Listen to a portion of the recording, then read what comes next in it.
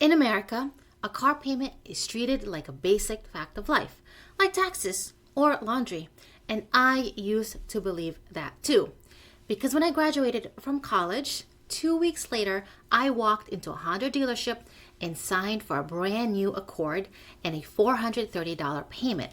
At that time, I didn't know about depreciation, interest, or used cars. I just knew I had a job offer and the dealer said I could afford this car. Now, fast forward 20 years and the math has officially left the building. Today, 1 in 5 car buyers is locked into a $1,000 monthly payment.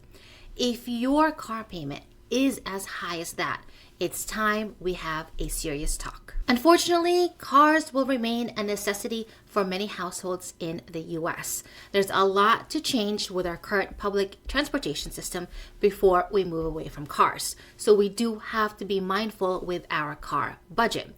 So today in this video, we are doing a deep dive into bad car math. Thank you so much for joining me here today at Sisters for Financial Independence. My name is Catherine Agupjan and I cover money topics to help you get better with your money. Now we're going to look at how we got here, why the monthly payment is a trap designed to keep you broke, and most importantly, how we can stop the cycle before it eats our entire budget. Because honestly, no car is worth the stress of wondering if you can afford the groceries to go in the back of it. Let's get to it. The bad math. Why is this happening? There's a lot of reasons why many families are facing these drastic car payments. The first is sticker shock. Car prices have exploded in the past several years. A car that used to cost $25,000 now costs more. And automakers are dealing with rising costs from tariffs on imported cars and parts, as well as the cutting on cheaper models. That overall increase hurts budgets everywhere. Second is the interest rate. Post 2020, rates have doubled. Even with a good credit, you're looking at 6.5 to 7% as the new rates for car loans. That increase in price and rate meant that cars became unaffordable. So to make them more palatable to monthly budgets all around, loan terms got longer. So enter the 84-month loan. These 7-year loans don't make cars affordable, they just make them possible. Let's do a little math here so that we can see some of these numbers working. That way we get an idea of the impact of interest rates as well as the impact of no down payment on monthly payments. For this example, we are looking for a car at $40,000. So we're going to try to borrow $40,000. Now, there are still a lot of new cars that you can get at that $40,000 price range. You can get a Honda Civic Hybrid, an Acura Integra, a Subaru WRX, and so many other options depending on what you or your family need. But $40,000 is a lot of money. So I want to go through just a calculation to see what it looks like. Now, the ideal scenario is that you would borrow for 48 months, meaning you would have this car paid off with 4 years. Now, we're also buying it new. And in this scenario, if you have good credit, you're looking at an interest rate of 7%. Unfortunately, the lower your credit score, the higher your interest rate. So this is also why it's important to keep your credit score at a decent score so that you have the best interest rate possible. So in this scenario, we are borrowing $40,000, wanting to pay it off within 48 months at 7% interest rate. We're looking at an estimated monthly payment of $885, and we would spend around $2,498 on interest alone. Seems doable, but here is where a lot of families sometimes don't take into account. Often they might not have enough to put a down payment, so they can't lower this amount. But they might not also have the money for all of the other extra costs for a car, including the title, the taxes, the documentation, processing fees, and everything else. So that means they might end up borrowing extra few $1,000s to cover the cost of the car. So in this case, let's do an example of an extra $6,000 that they'll be borrowing. And at this scenario, we are now looking at an estimated monthly payment of $1,018.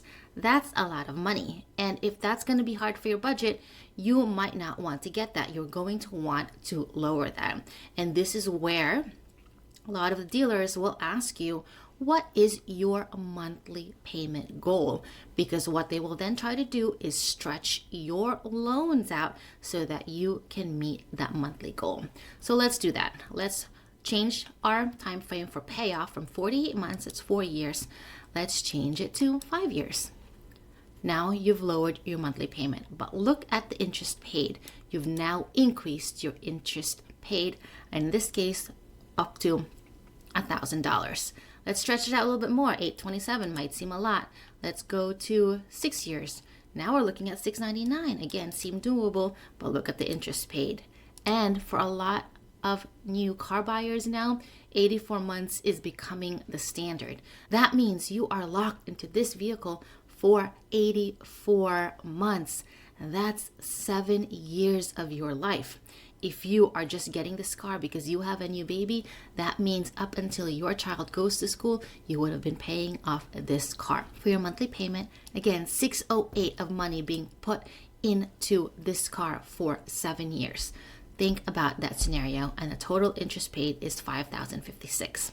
Now, this is, of course, if you have good credit. Unfortunately, if we start playing around with interest rate, this gets a little harder to tackle because now your interest paid is $18,147. You're paying a lot of money for interest alone. So it's very important that you use an auto loan calculator to calculate the total cost of your car. You need to include not only the MSRP, but you need to include all of the extra costs that will add to it.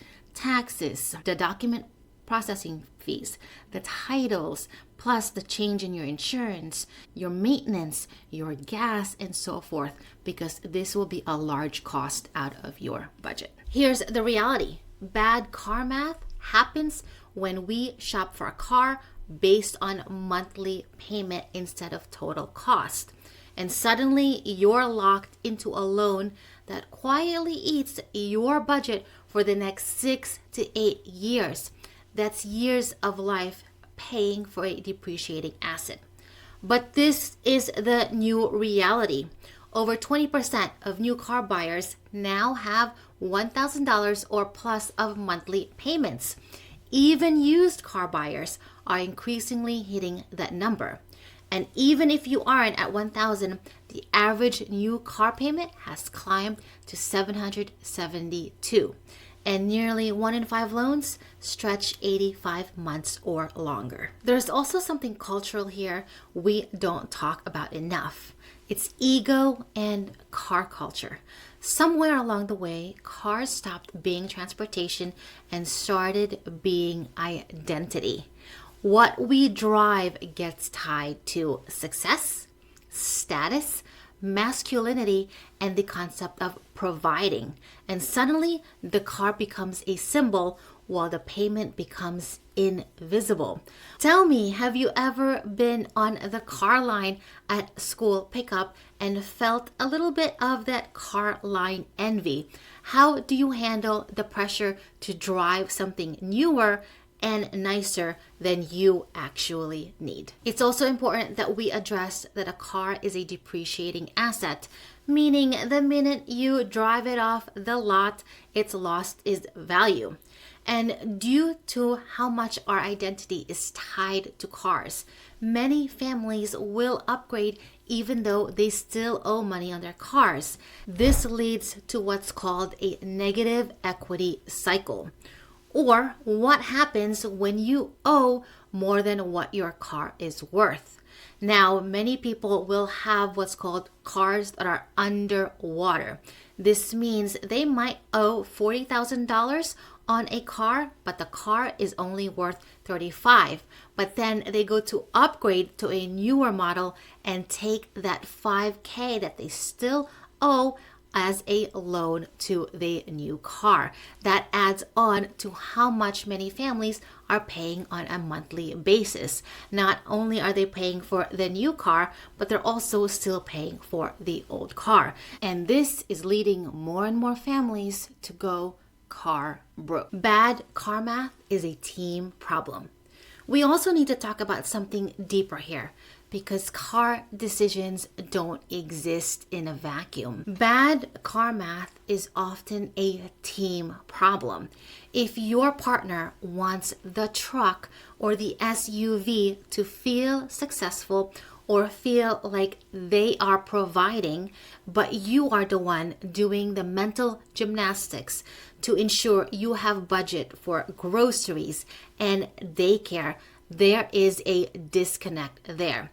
If your partner has decided to finance a car at this level without fully accounting for how it affects the household, it's time you have an honest conversation. Because here's the truth. When a car payment is too high, both people pay for it. You feel it when the budget is tight every month. You feel it when savings stall. You feel it when emergencies feel scary instead of manageable. And you feel it because you're doing the mental gymnastics to make everything else work. You deserve better than that. And you deserve to get out of a monthly payment that's causing you stress. Remember that this isn't about controlling your partner or shaming choices. It's about recognizing that this big financial decision must be made together and must be made with the overall complete picture of your finances. A car that stretches the budget is not a win, no matter how nice it looks in the driveway. How $1,000 payments strain real families. Let's be real here. $1,000 is a lot of money. $1,000 going toward a car payment is money not going towards an emergency fund, a college fund, or retirement contributions. And $1,000 also means a good chunk of your budget will not be available to get the necessities like groceries, daycare, babysitters, or even visit the doctor. And the truth is, car loans are the last thing that Americans are late to pay out of fear their vehicle will be repossessed. So instead, families will pay the car off first, but rely on credit cards and buy now, pay later programs to meet their monthly needs. Unfortunately, this costs more in the end, as these other credit choices normally have higher interest rates. Now, $1,000 a month going to a car payment leaves you zero margin for when life happens. What not having $1,000 payment gives you. There's this concept I termed called the payment-free feeling. It's the feeling of joy and relief when you finally pay off your last loan payment. Whether it's for a car, student loans, or a credit card, it's a feeling that rolls into the next month as money stays into your checking account instead of getting paid out to someone else. Now that money is yours to buy whatever you want. Buy you time, patience, more sleep, fewer arguments, more flexibility, and the ability to say yes to things that actually matter. Not having to give out $1,000 a month gives you a lot of sanity back. It gives you a lot of breathing room, and it really reduces your worries. So think about the next time you pay something off. Think about that feeling. And if you are driving a paid off car right now, let me know how it feels in the comments. What are you doing with that extra money instead? Give someone a piece of advice so they can feel that payment-free feeling. So if we agree that bad car math hurts partnerships, sanity, and family life, let's talk about how to stop it before it starts. How to avoid bad car math? Number one, start with your life. not the car. Now, I get it. A car is an important part of American life. It gets you to work, helps you shuffle kids around, and allows you a bit of freedom, privacy, and personal space. Your car, though, should support your life, not compete it, and not add extra stress to it. You don't need to spend $50,000 to have reliable transportation. You also don't need to spend as much to get a safe and real to transport your kids back and forth. Be careful about the excuses you use when you are getting a new car. Sometimes we do make up stories about how we need the safest car available for our kids, how we need the latest one because it's what you read as the best. But the cars in the market are at the safest they've ever been. Number 2 is to pick a price ceiling, not a payment. One of the biggest mistakes car buyers are making is not looking at the entire cost of the car. Yes, you'll see the MSRP, but also consider upfront costs like taxes, title, dealer fees like document fees and processing fees. This can add up in the thousands. And if you get caught off guard by these extra costs, you'll likely finance that too. So it's critical to know what the total cost of the car that you're buying is before you sign. We went over an auto loan calculator and we saw the difference in payments as well as all of the interest that you'll pay if you do finance the extra few $1,000s that gets added to the total cost of your car. So make sure you look at the overall picture. Many dealers will start your relationship with them by asking you the question, what is your monthly payment goal? And this can be a trick to keep you at an affordable payment, but it extends your loan. You'll end up paying more in interest. So you want to make sure you consider the overall cost of your car buying process. Don't also forget the ongoing costs.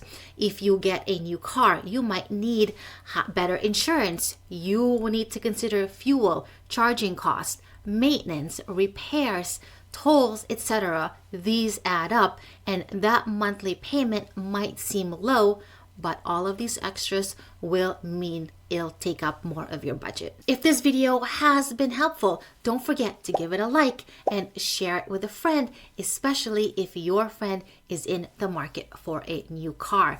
Let them know that there are ways to avoid the $1,000 car payment. Number 3 is to put down a bigger down payment. This is one of the few areas where waiting helps. It's easy to get influenced by the no money down marketing. It's less money you'll have to shell out from the beginning, but in truth, no money down means a higher monthly payment and more that you'll need to borrow for the car, which means more interest. A rule that you can follow next time is a 20-4-10 rule. 20% for a down payment. If you can't put 20%, you can't afford the car. 4 years. Never finance longer than 48 months. If the payment is too high at 48 months, the car is too expensive for you. And you should try to spend 10% of your income. Your total car costs, meaning payment, insurance, gas, tolls, should not exceed more than 10% of your take-home pay. You need to do the math because the math will save you from worry and stress. Number 4, the shorter the loan, the more it will save you in interest. Even if the payment is uncomfortable, it ends. Remember that payment-free feeling. That's why it's best to opt out for a shorter loan. Sure, it might mean putting more every month, but it also means you get rid of that loan faster and more of your money could be used for today. Number 5, buying used is a good option. Now, many people don't like the idea of buying a used car, but a used car can provide you significant savings. Depreciation has already been removed, so you get a car that's true to its value. It's a great way to buy a car that is reliable, that is safe, and at the price point that you want. There are plenty of used cars available out there for whatever your needs are. So don't forget that buying used can be a great way to save money. Number 6, keep the power of paid off in the back of your mind. The goal in the end isn't the newest car, it's a car that doesn't own you. Driving a 5-year-old car with 0 payment is the ultimate flex for your bank account. And a paid off car is a luxury most people never experience. Don't roll old debt into new cars. This increases your debt load, this increases the stress, and it means you're basically still paying off for an old car that has ghosted you now. So be careful with negative equity. The dealers make this very easy to do, and you can walk out with a brand new car, but it means more of your money is going towards those payments. And lastly, your kids deserve better. I know we want our kids to be safe in a car and we want a reliable transportation, but we don't need to be stressing over the monthly payment. Make sure you are choosing the safe and reliable car without the added and extra cost. Trust me, your kids don't know any difference when it comes to cars. Mostly it's your ego that's talking, that wants the brand new $50,000 luxury car. I know for a fact that my daughter, who's 6 years old, doesn't care what kind of car we drive. We have a 10-year-old Subaru. There's crumbs on the floor, there is sand everywhere, but it gets us places. It's safe, and it is what works for us. And can you imagine that we paid this off before she was born? So we had a new baby, but no car payment. That was a load off of our minds. So think about that the next time you sign on the dotted line when it comes to a car. What kind of worries are you signing up for? I hope this video has been helpful, and don't forget to use those auto loan calculators to calculate the true cost of your car purchase. Now, as a follow-up to this video, you're going to want to check out this one if your car is underwater, meaning you owe more than it's actually worth. And then this other video can help you if you're struggling with your budget. Let me know in the comments, what are your thoughts on the car prices in the US and these $1,000 car payments? Thanks again for tuning in, and I will see you in the next video. Bye!